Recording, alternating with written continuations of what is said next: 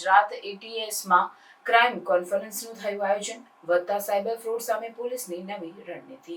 ગુજરાતમાં દિવસે ને દિવસે સાયબર ફ્રોડ અને છેતરપિંડીના બનાવ વધી રહ્યા છે. તે પોલીસ માટે એક મોટો પડકાર છે.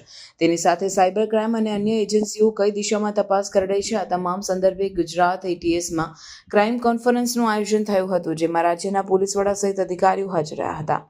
એક વર્ષમાં સાયબર ક્રાઇમનો ભોગ બનેલા લોકોના 17 કરોડ રૂપિયા પરત કર્યા હોવાની વાત પણ આ સમગ્ર મીટિંગ દરમિયાન ચર્ચામાં હતી. રાજ્યમાં દર મહિને ક્રાઇમ કોન્ફરન્સ યોજાય છે. આ કોન્ફરન્સમાં ગુનાખોરી રોકવા પર ચર્ચા થાય છે. ગયા જૂન મહિનામાં આ ક્રાઇમ કોન્ફરન્સ યોજાઈ શકી ન હતી. આ જુલાઈ મહિનાની ક્રાઇમ કોન્ફરન્સમાં કોમ્યુનિટી પ્રોગ્રામની ચર્ચા કરાઈ હતી. તેરા તુજકો અર્પણ હેઠળ મે માસમાં 623 પ્રોગ્રામમાં 14 કરોડનો મુદ્દામાલ પરત કરાયો હતો. સ્થાનિક લોકો સાથે પોલીસે ચર્ચા માટે 1770 મીટિંગ કરી હતી. સ્થાનિક સમસ્યાઓ ઉપર ચર્ચા કરી પોલીસ તે દિશામાં કામગીરી કરે છે. વ્યાજખોરો સામે 43 પોલીસ ફરિયાદ નોંધીને 74 આરોપીને પકડી લેવાયા હતા. ક્રાઇમ કોન્ફરન્સમાં સાયબર ફ્રોડ એક મોટો પડકાર હોવાની ચર્ચા થઈ હતી. સાયબર ફ્રોડ નંબર હેલ્પલાઇન ઉપર આવતી અરજીની તપાસ કરાઈ રહી છે. મે 2025માં સાયબર ફ્રોડનો ભોગ બનેલા લોકોને 17 કરોડ રૂપિયા પરત અપાય છે.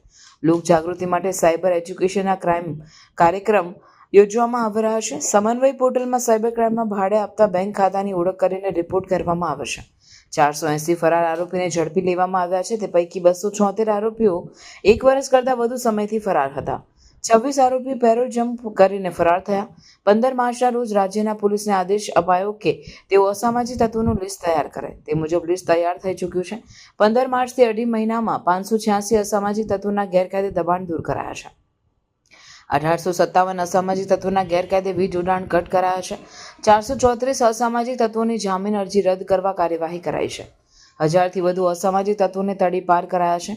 800થી વધુ આરોપી સામે પાસા હેઠળ કાર્યવાહી કરાઈ છે. 204 બેંક ખાતા સીઝ કરાયા છે.